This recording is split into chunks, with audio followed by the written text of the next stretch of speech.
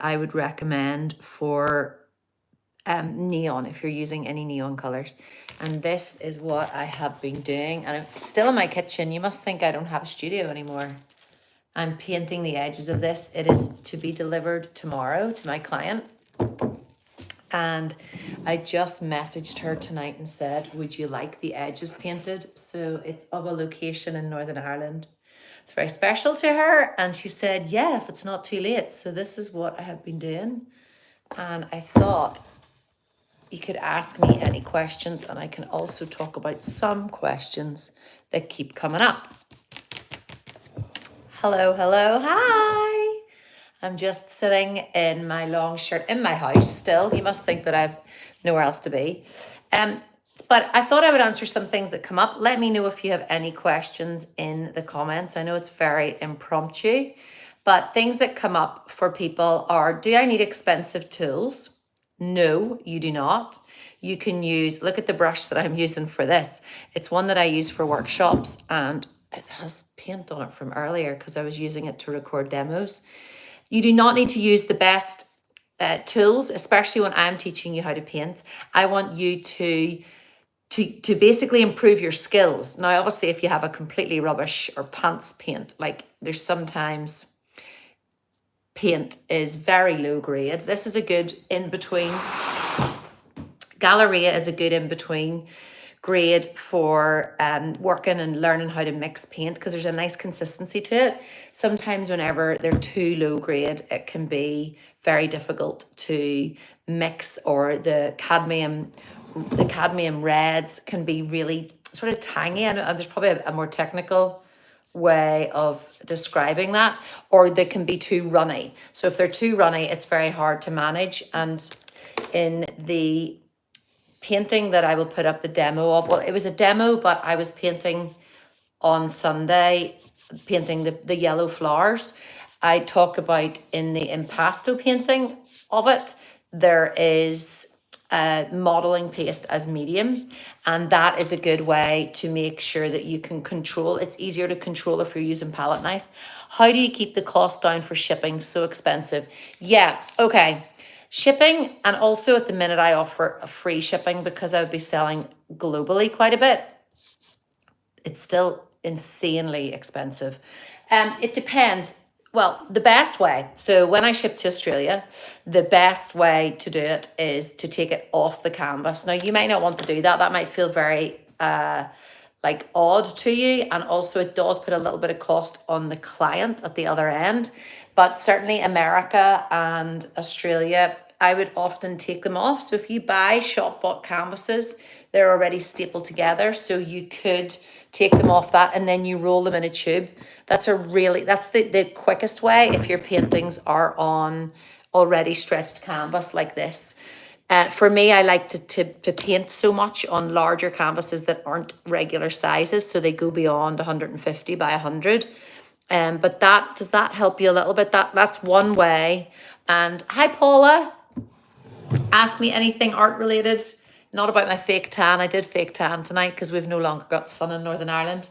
And that's one way of keeping costs down. Another way is just charging the client. My previous personal assistant used to say to me that if people are buying something that expensive, depending on your price range, then the shipping should just be, it's part of it. It's like whenever I pay for prints, I still get prints out. They're not in house. So whenever I have an order, my printers still do them. Eventually I'll buy a printer. Maybe. I just love selling paintings more than prints. Prints are obviously amazing. And they used to be the full, they used to be my bread and butter. So prints were that. But that was another way of keeping costs down, was basically putting it on to the customer. And whenever I order my prints out of my printers, they charge me VAT and VAT, and I don't have, why, thank you, what's your favorite thing to paint? That's another good question. I love Q&As rather than me just rambling on. But whenever they charge VAT, I think nothing of it because I'm there and I have to do it. For 1 year of my life, VAT was the absolutely, it was awful.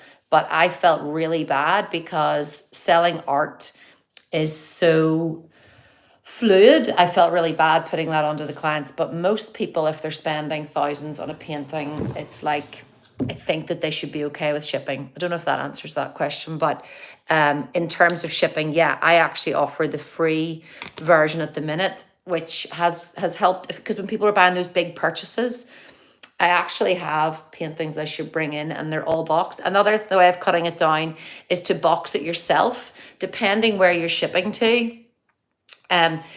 The insurance is different. So my couriers, they used to let me package them, and I would arrive with them half wrapped, and I was a disaster. It's a bit like framing. You're never going to see me frame a piece ever. You can hold me to that. In 20 years, when I'm here and I'm fully grey, you can hold me to the fact that I will never frame any. I hate framing. So with shipping, it was just I hated getting it ready for shipping. This painting is being hand delivered in Northern Ireland. It's about an hour and a half away, because I'm at the coast tomorrow teaching a student in person. But yes, I would arrive to them. They no longer allow anybody to package for shipping, so that took that away. But that might be another way of doing it. Just get in your boxes yourself, depending on the size, especially if you can send them via, so for us in the UK, Royal Mail or something like that, you can send their tracked and send. So hopefully that answers that question. What's your favorite thing to paint? Okay, I've put it all away now. To be honest, my abstracts are just they are the most soulful paintings, and I can't really describe that any more than that. They are, I'm just finished reading, and I know somebody on here who was on my, so Teresa, maybe? Someone else is, hello, Denise. Thank you so much. Someone else is also reading this book. I've just finished listening to the audio version of War and Art, Art and War, War and Art. I could find it on my phone. I'll put it in the comments whenever this live finishes.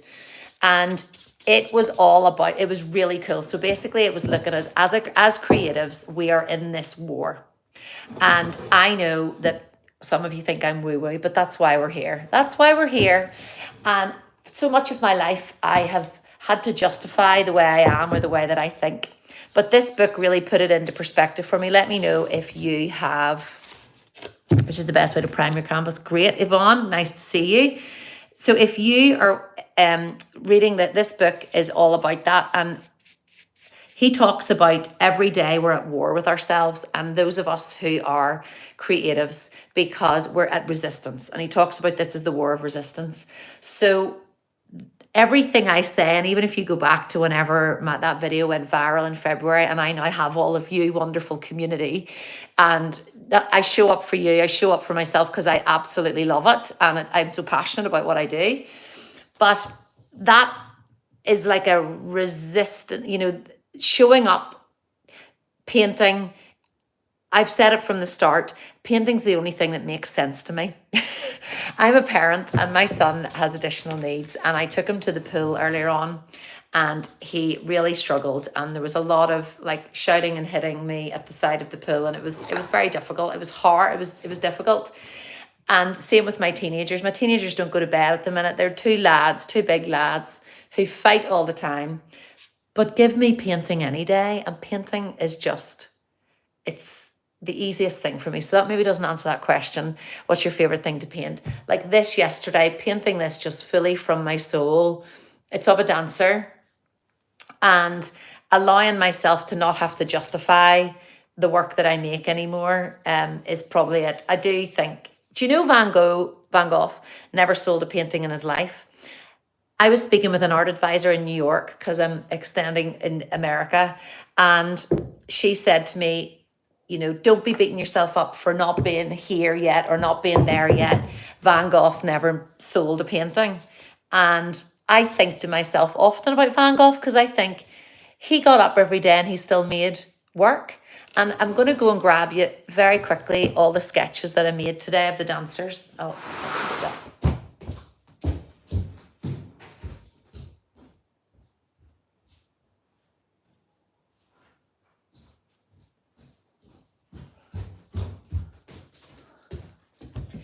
And this felt like my life's work today, if that makes sense. This made me think, you know, I've taken a bit of a leap by not doing personal training anymore, because the art is just growing and it's wonderful, but it's also really scary. So painting and sketching these little dancers today, this is my favorite thing to do, just to make art. Okay, what's the best way to prime your canvas? I'm very bad at it. I'm very bad at it. I buy pre-primed. I bought one. I actually have it in my home office.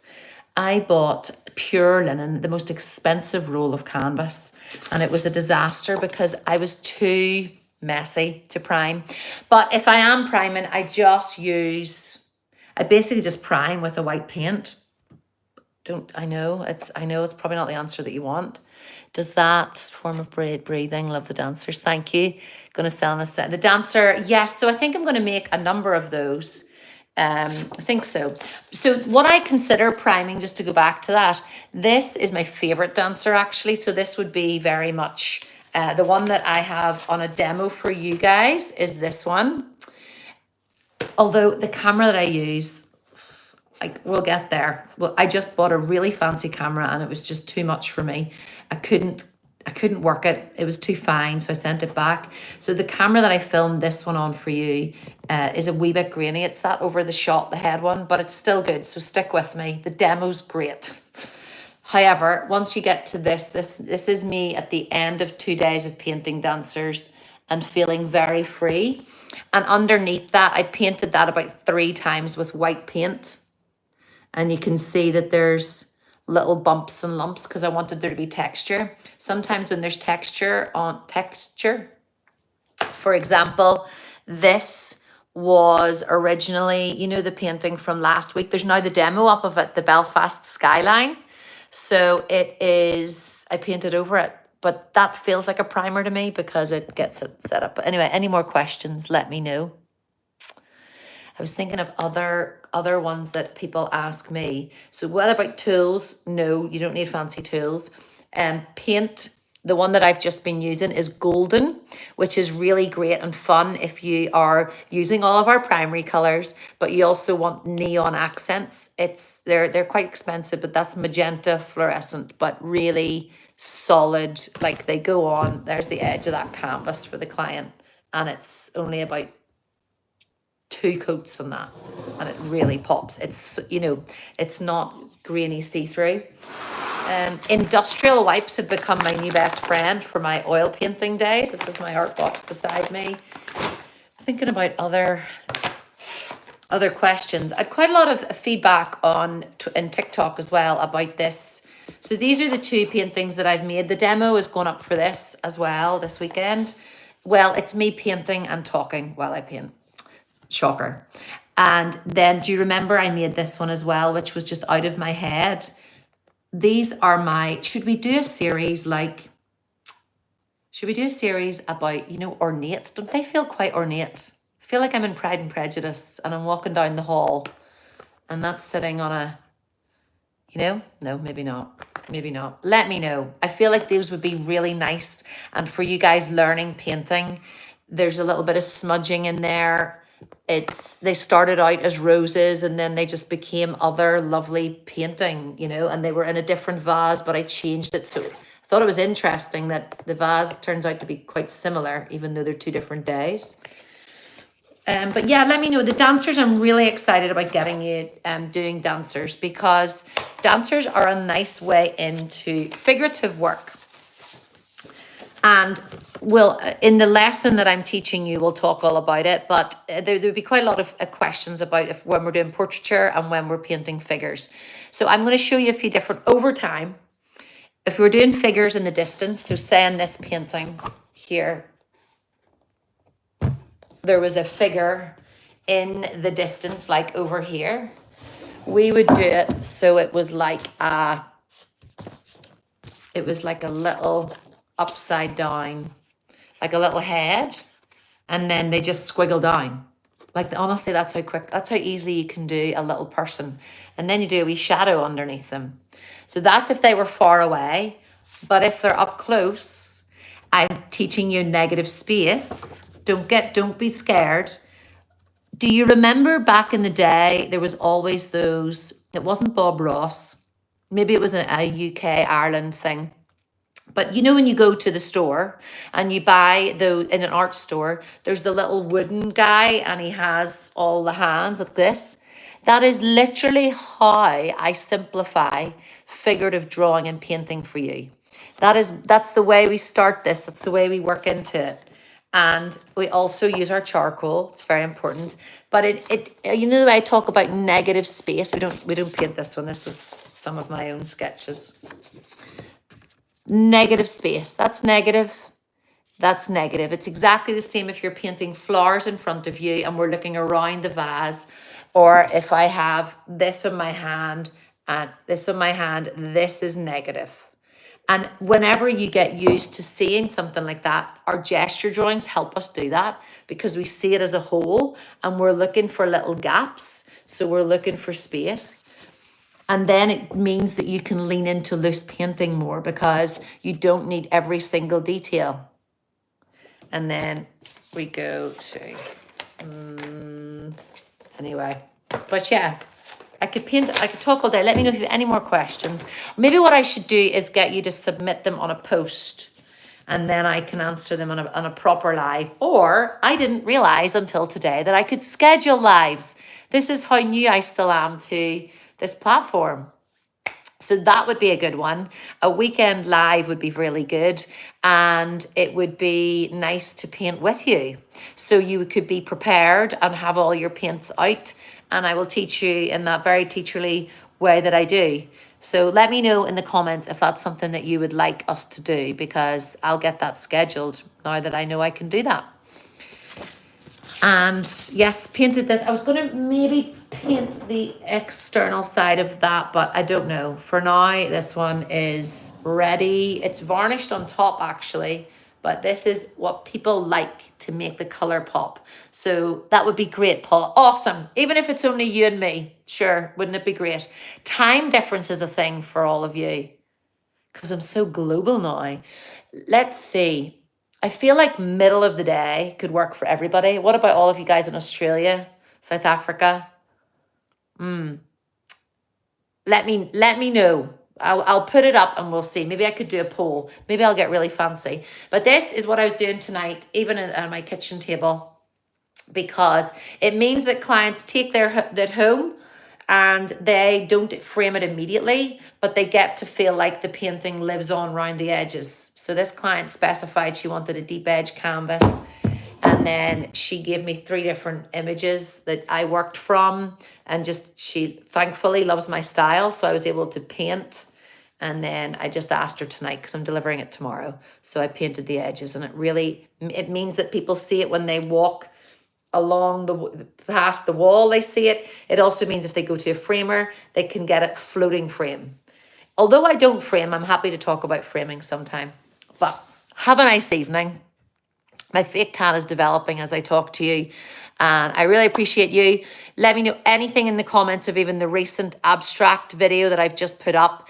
It's me painting, and there's a song that lasts for 3 minutes of it. But I think it's good for you even to have it on in the background and see what it's like whenever I'm painting and you see sort of the flow that I get into. I think you know me by now. I tend not to talk at the start unless it's a full tutorial, and then I get into it. So I start talking about 6 minutes in, but go and have a look at that and be inspired to just, intuitively paint and use the demos. But have a great evening, afternoon, day. Thank you.